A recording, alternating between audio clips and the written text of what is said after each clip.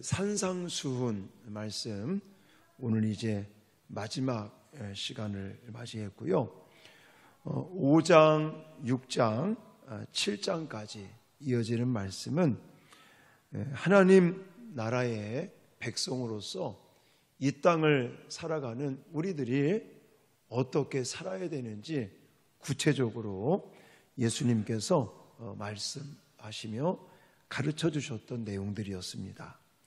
이제 오늘 우리가 읽은 이 본문은 그 하나님 나라의 삶에 대한 이 산상수훈의 결론적인 부분이다라고 말할 수 있는데, 그리스도인으로 살아간다는 것이 어떤 것인지, 저와 여러분들은 그리스도인이다라고 하는 것은 이 땅에서의 어떤 삶이 아니라 하늘나라, 그러니까 쉽게 말하면 우리의 시민권은 어디에 있습니까? 이 땅에 있는 것이 아니라, 물론 대한민국이라고 하는 시민권을 가지고 있지만 우리는 궁극적으로 하늘나라, 저 천국, 하나님의 나라의 시민권을 가지고 하늘에 속한 사람으로 살아가는 우리들이 어떤 기준을 가지고, 어떤 이제 철학을 가지고, 어떤 마인드를 가지고 무엇을 어떻게 실천하며 살아가야 되는지를 이제 말씀을 하셨고, 오늘 본문은 지금까지 말씀하신 산상수훈의 결론적인 말씀이다. 그래서 제가 제목 붙이기를 지혜로운 자의 삶이다. 그리스도인으로서의 삶의 특성을 가지고 저 천국을 향해서 살아가는 우리들이 비록 이 땅을 살아가고 있지만 우리가 어떻게 지혜로운 자로서 삶을 살아갈 수 있을 것인지 오늘 한 3가지 정도 결론적으로 말씀을 드리도록 하겠습니다. 자, 먼저 예수님께서 이 지혜로운 자의 삶, 그리스도인으로서의 삶의 특성으로 좁은 문으로 들어가라 라고 말씀하고 계십니다. 13절하고 14절 말씀 다시 우리 한번 읽도록 하겠습니다. 시작. 좁은 문으로 들어가라. 멸망으로 인도하는 문은 크고 그 길이 넓어 그리로 들어가는 자가 많고, 생명으로 인도하는 문은 좁고 길이 협착하여 찾는 자가 적음이라. 아멘. 자, 우선 왜 예수님은 우리가 그리스도인으로서 이 땅을 살면서 지혜로운 자의 삶으로 이 좁은 문으로 들어가라 라고 먼저 말씀을 하고 계시냐면, 좁은 문으로 들어가면 거기에는 뭐가 있어요? 생명이 있다. 생명의 길이다 라고 성경은 말하고 있습니다.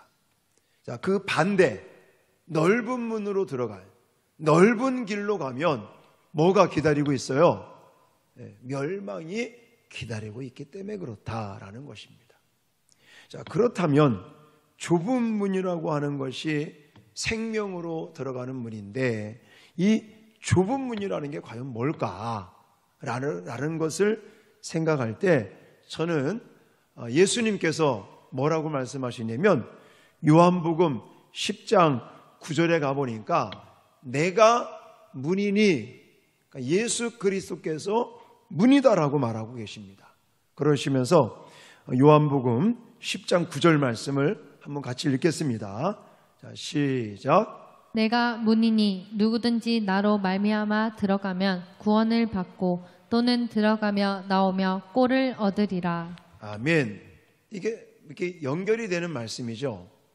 아까 말씀드리지 않았습니까? 좁은 문으로 들어가면 뭐가 기다리고 있다? 생명이 기다리고 있다. 그러니까 예수님께서 문이라고 말씀하고 계시고, 나로 말미암아 들어가면 구원을 받고 그랬으니까 생명을 얻는 것입니다. 그래서 저는 이 말씀을 보면서, 그리고 제가 PPT를 준비는 못했는데, 왜 요한복음 우리가 잘 아는 말씀 14장 6절에 예수님께서 나는 곧 길이요 진리요 생명이니 나로 말미암지 않고는 아버지께로 갈 자가 없느니라 라는 말씀도 보면서 결국은 좁은 문으로 들어가는 것은 무엇을 의미하느냐? 예수 그리스도를 따르는 삶이다 라고 우리는 해석할 수 있다는 것입니다. 그러니까 신앙생활이라는 게 사실 다른 게 아닙니다. 복잡하게 생각하지 마십시오. 이 신앙생활, 믿음생활이라고 하는 것이 바로 예수 그리스도를 따라가는 것이 신앙생활이요 믿음생활이라고 말할 수 있는 것이에요. 우리가 착각에 빠질 때가 많습니다. 자, 예를 들어 불신자들, 우상 숭배하는 자들은요 어떻게 생각을 하냐면, 내가 예를 들어서 옛날 사람들 그렇잖아요. 새벽 시간에 생수를 떠놓고 거기에 막 빌면은 자기의 소원이 예를 들어 성취된다. 이거는 신앙이 아닌 거예요. 이거는 자기 의지고 자기가 뭔가 해서 얻게 되는 거, 사실 이거는 저는 신앙이 아니라고 말씀드리고 싶어요. 자기가 노력해서 자기가 뭐 빌고 자기가 막 해서 물론 뭐 신이 도와주기 때문에 그렇게 됐다라고 말할 수 있지만, 본질적인 것은요 자기가 새벽마다 생수를 떠놓고 그리고 목욕을 재개하고 지극정성으로 했기 때문에 이런 복을 받는다. 이거는 신앙이 아닌 것이죠. 신을 따르는 것이 아닙니다.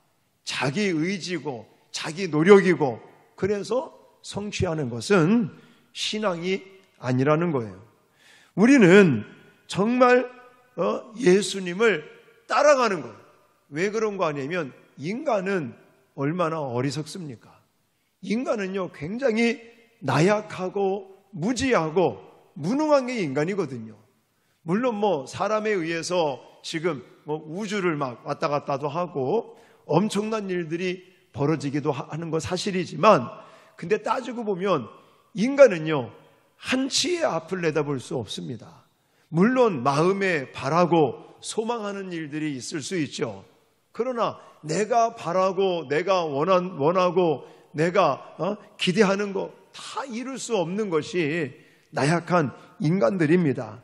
그리고 당장 내일 또 뭐 1년 뒤나 10년 뒤나 어떤 일이 우리 앞에 펼쳐질지 아무도 모르는 그런 미지의 세계를 살아가는 인간들이기 때문에 사실 내 의지나 내 계획이나 내 어떤 인간적인 것들을 앞세워서 살아간다는 것은 참 어리석은 삶이고 어리석은 모습이다 라고 말할 수 있습니다.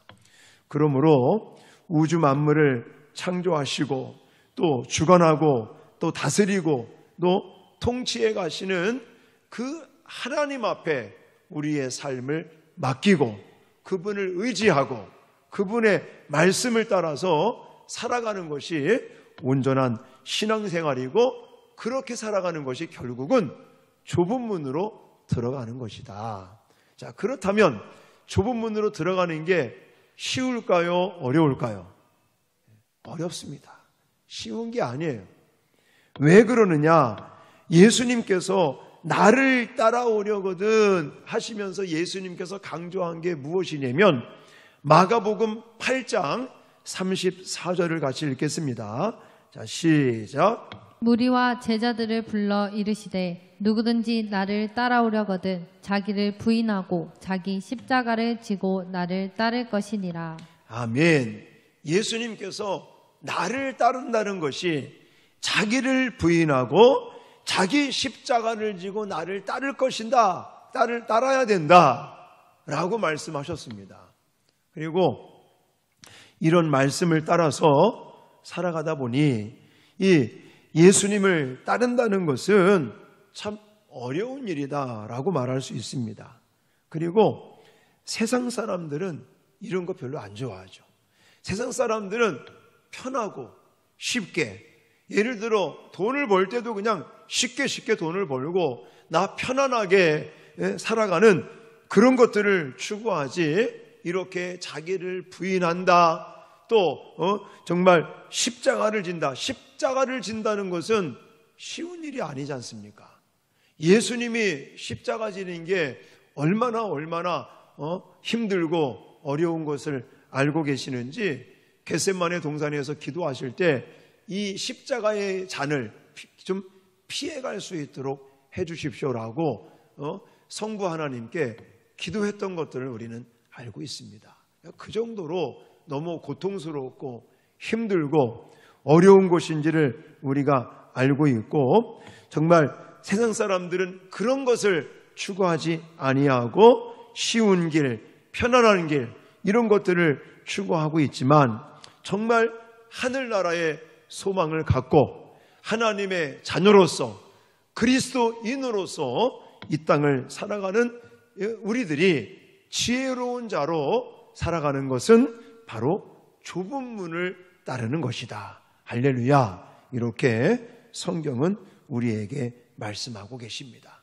그런데 분명한 이유는 그렇다는 거예요. 아까도 제가 말씀을 드렸지만 좁은 문으로 들어가야, 좁은 길을 가야 거기에 뭐가 있다?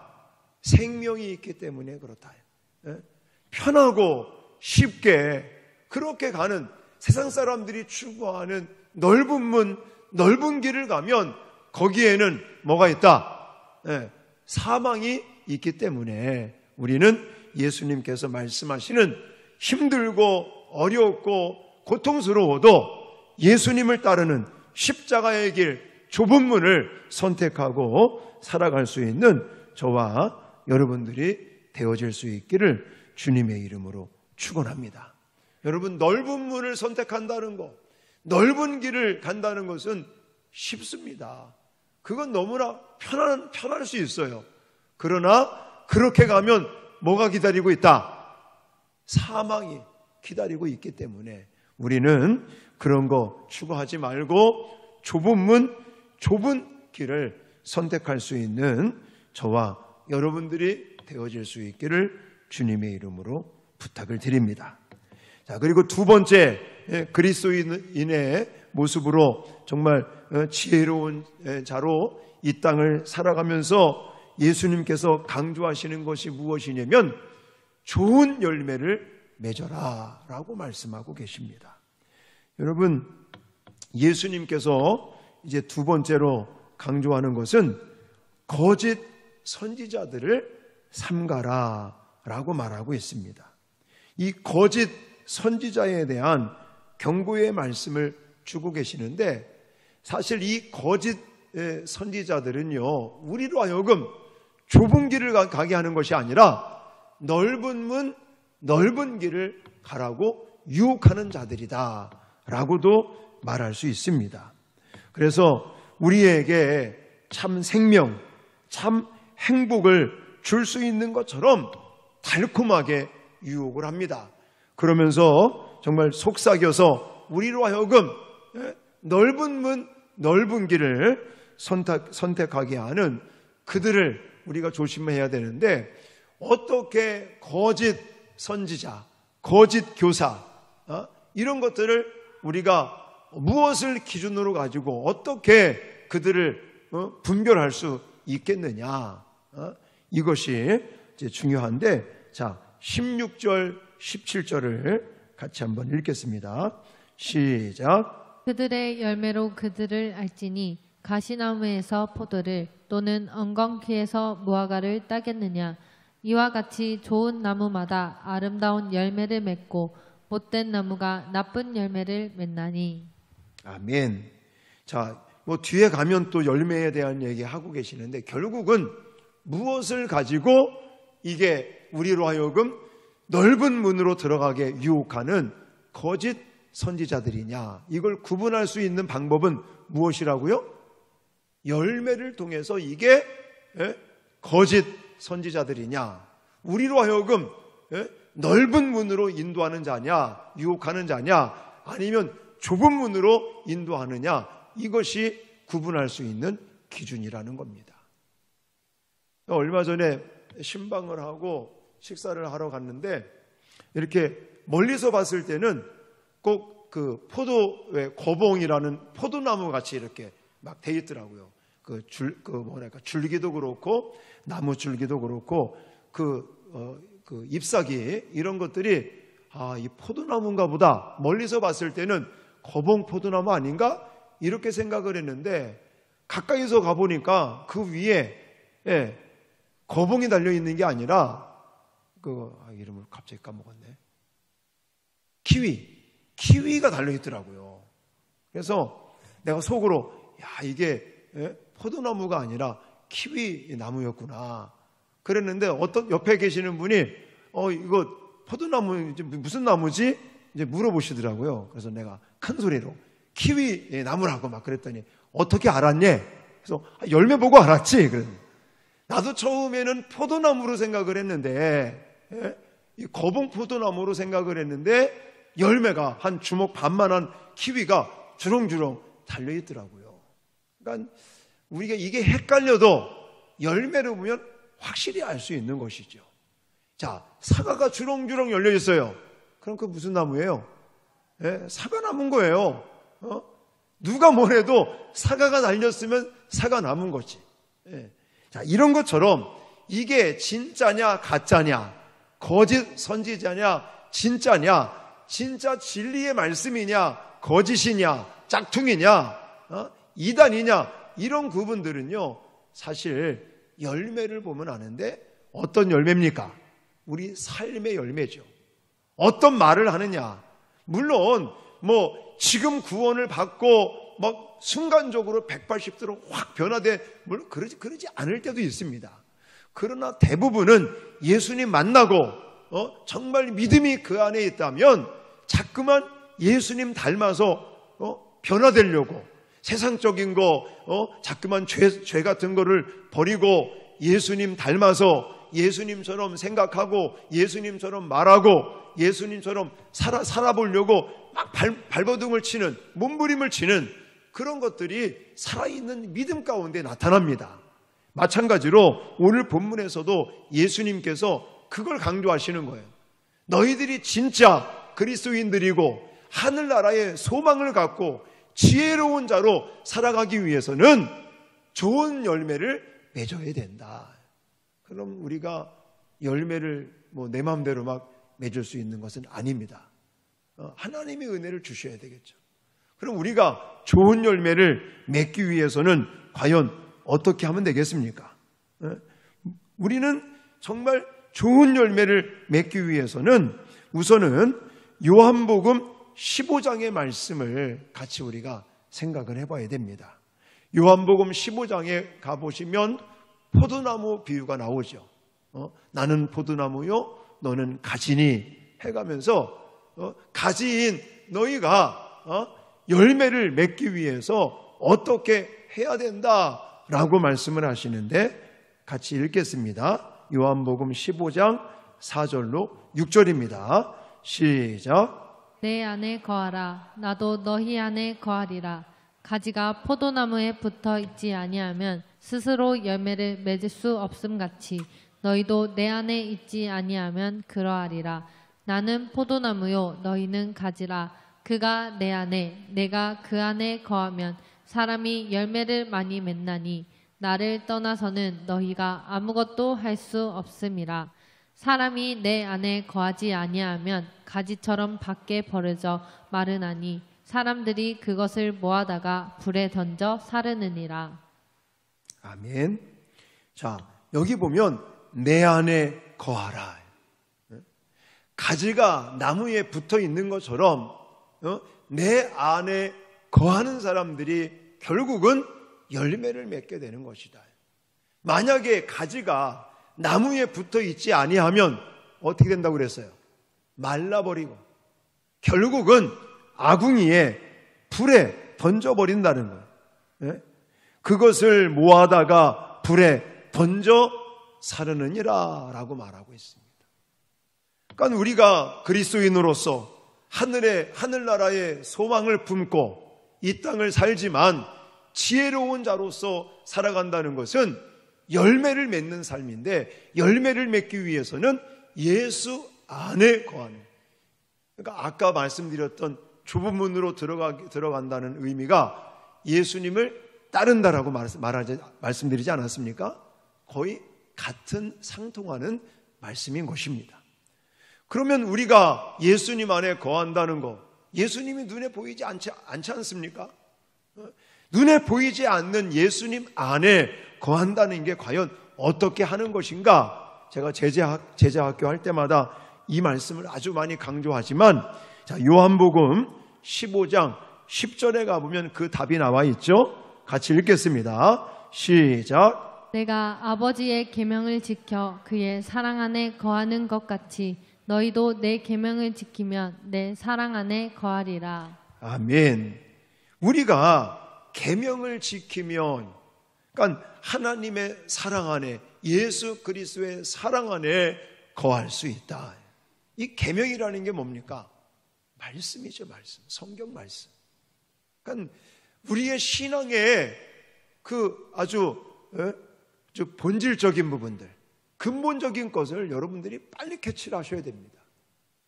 예를 들어 우리가 예수님을 따른다, 예수님 안에 거한다, 예수님과 동행한다, 이런 부분들을 사실은 이게 눈으로 볼 수가 없는 거잖아요. 하나님의 존재를 물론 우리가 체험할 수 있습니다. 영적으로도 체험할 수도 있고 육적으로도 물론 하나님의 능력과 역사하심을 체험할 수 있고, 또 하나님과 이 어떤 교제를 하며 하나님의 음성을 귀로도 들을 수 있죠. 그러나 현재는 하나님께서 가장 보편적인 방법, 하나님께서 우리에게 말씀하시고 하나님이 우리와 함께 하시는 것은 무엇을 통해서 하나님이 말씀하시고 함께 하시느냐? 성경과 이 66권의 하나님의 이 성경 말씀과 성령을 통해서 우리에게 말씀하시고 우리와 함께 하시고 동행하신다는 사실들을 기억하시길 바랍니다. 지금은요, 우리에게 중요한 게 뭐냐면 활자로 된 성경이 중요한 거예요. 이미 하나님께서는 66권의 이 특별 계시의 말씀을 통해서 우리에게 하나님의 음성을 다 주신 거예요. 그래서 우리가 하나님의 말씀을, 음성을 듣는 것이 물론 귀로도 들을 수 있습니다. 하지만 가장 보편적인 것, 가장 좋은 방법은 무엇을 통해서 어떻게 하나님의 음성을 들으며 그 하나님과 교제하고 동행하고 소통하며 살아갈 수 있습니까?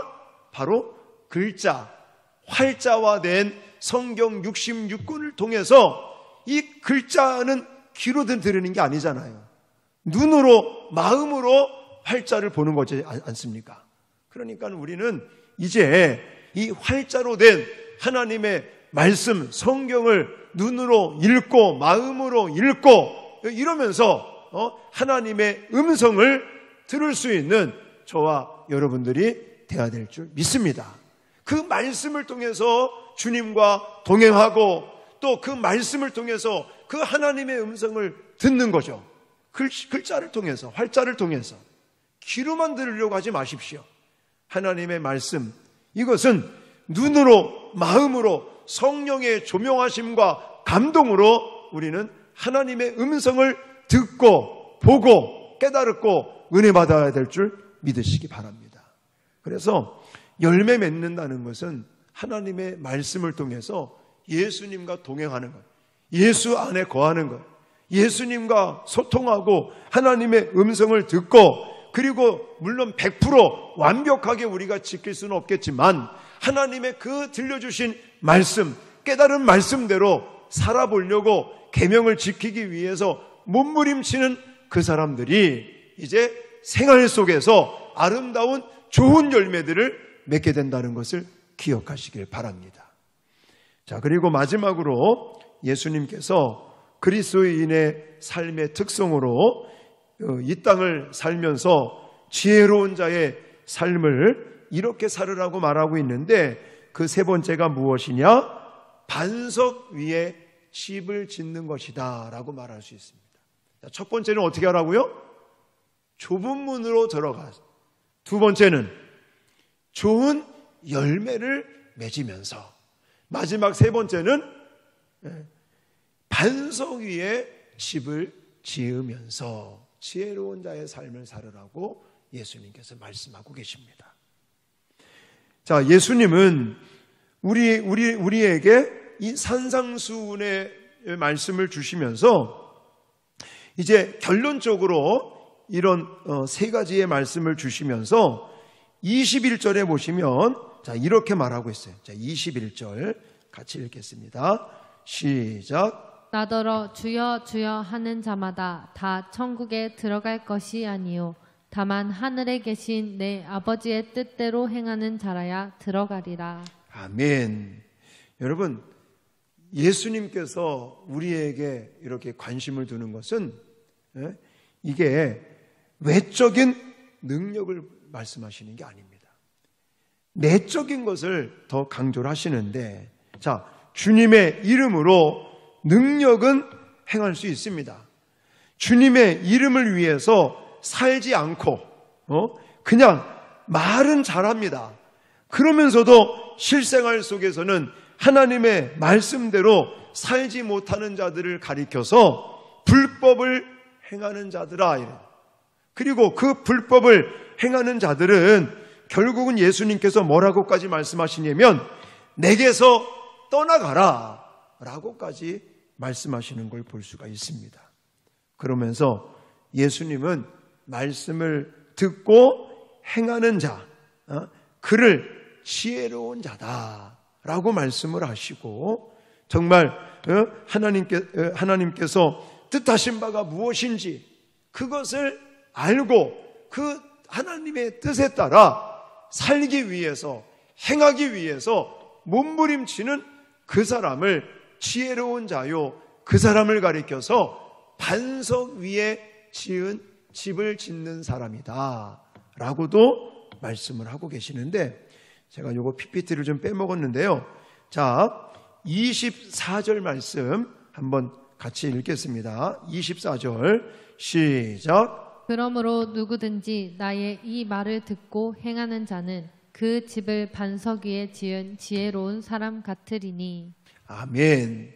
분명히 말씀하시는 게 반석 위에 지은 집을 짓는 사람, 지혜로운 자.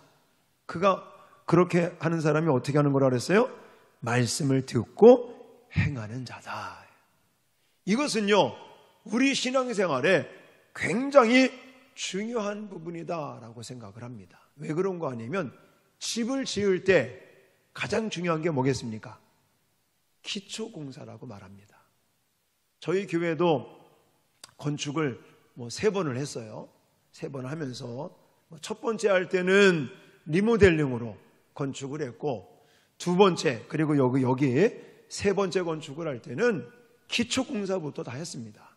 특히 이 건물을 지을 때, 이 성전을 지을 때 지금도 기억이 나요. 여기 기초가요 보통이 아닙니다. 이 13mm 철근이 한 줄이 아니라 두 줄로 위에 한 줄, 밑에 한 줄 해가지고 10전으로 엮은 게 이게 어마어마한 거예요. 어마어마. 거기다가 콘크리트를요 철근을 위에 한 줄, 밑에 한 줄 해가지고 10전 간격으로 맺고 그 철근을 안에 넣고 콘크리트를 1m를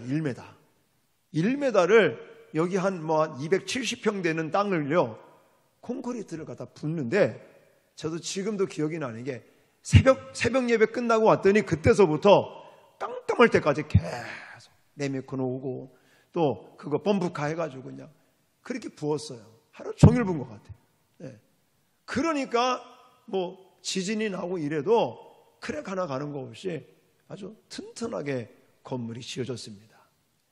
이렇게 건물을 지으면서 집을 지으면서 성전을 지으면서 기초공사가 굉장히 중요한 것처럼 우리의 신앙생활에 있어서도 기초가 중요한 거예요. 이 기초가 반석 위에 집을 짓는 것처럼 우리가 정말 하나님의 말씀에 든든히 서지 않으면 흔들릴 수밖에 없고 무너질 수가 있는데 평상시에는요 티가 안 납니다. 그러면 이 집이 정말 기초공사를 아주 튼튼하게 한 그런 반석 위에 지은 집인지 아니면 모래 위에 기초가 별로 튼튼하지 않은 그런 집인지 이게 언제 티가 나겠습니까? 여기 나와 있잖아요. 비가 내리고 창수가 나면 이게 들통이 나는 거예요. 평상시에는 몰라요. 평상시에는 기초공사가 얼마나 잘 됐는지, 반석 위에 지은 집인지, 아니면 기초공사가 안 된 모래 위에 지은 집인지, 이게 구분이 안 됐는데 언제 이게 구분이 되느냐? 비가 내리고 창수가 나게 되면 이것이 들통이 난다라고 성경은 말하고 있습니다. 자, 기초를 반석 위에 두었는지 모래 위에 두었는지, 이 부분, 바로 비가 내리고 창수가 내린다는 것은 우리 삶 속에 여러 가지 환난이나 또 여러 가지 핍박이나 질병도 될 수가 있고, 이런 힘들고 어려운 고난 같은 것들이 닥칠 때에 이 사람이 정말 반석 위에 서 있는 사람인지, 집인지, 집을 짓고 있는 건지 아닌지가 판가름 난다는 것입니다. 여러분, 우리 인생도 마찬가지, 우리 믿음의 이 세계도 마찬가지. 지금 우리는 집을 짓고 있습니다. 근데 내가 지금 집을 짓는데 과연 어디에 집을 짓고 있느냐? 반석에 집을 짓고 있느냐? 모래에 집을 짓고 있느냐? 이것은 무엇으로 구분이 된다고요? 환난과 핍박이 올 때 내가 하나님의 말씀에 서 있지 아니하면 탈로가 난다는 거예요. 하나님의 말씀으로 내가 기초를 튼튼히 세우고 하나님의 말씀을 듣고 행하는 자는 반석 위에 지은 집을 짓는 지혜로운 자라고 말씀하고 계십니다. 내가 얼마만큼 하나님의 말씀을 듣고 배우고 큐티하고 또 암송하고 이러면서 하나님의 말씀으로 무장되어 있고, 그 무장된 하나님의 말씀으로 실천하느냐, 행하느냐, 안 하느냐에 따라서 우리가 반석 위에 지금 집을 짓고 있느냐, 모래 위에 집을 짓고 있느냐가 이게 결정이 난다는 것입니다.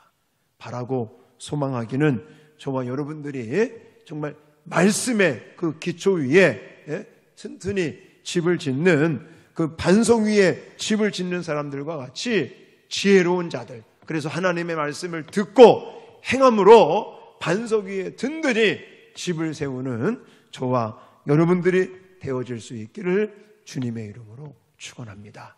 이제 이 산상수훈의 말씀을 전체적으로 결론적인 말씀을 드리는 부분은, 우리는 이 땅에서의 삶을 사는 게 아니라 어디를 위한, 하늘나라, 저 천국, 하나님의 나라, 하나님의 도성을 향한 삶을 살아가는 그리스도인들이 이 땅을 살면서 지혜로운 자로서 살아간다는 것이 어떤 것인지 결론적인 말씀 3가지를 여러분들에게 소개해드렸습니다. 첫 번째는 어떻게 하라고요? 좁은 문으로 들어가라. 좁은 문으로 들어간다는 것이 무엇인지를 설명해드렸습니다. 두 번째는 좋은 열매를 맺는 것인데, 우리가 좋은 열매를 맺기 위해서는 어떻게 해야 될지도 말씀을 드렸습니다. 그리고 마지막 3번째는 반석 위에 집을 짓는 자다. 그래서 반석 위에 집을 짓는다는 것이 무엇인지도 말씀을 드렸습니다. 그래서 여러분과 제가 오늘 주신 말씀처럼 정말 실천하고 또 지혜로운 자의 삶을 통해서 정말 그리스도인들의 아름답고 멋진 그런 삶을 살아갈 수 있기를 주님의 이름으로 축원합니다.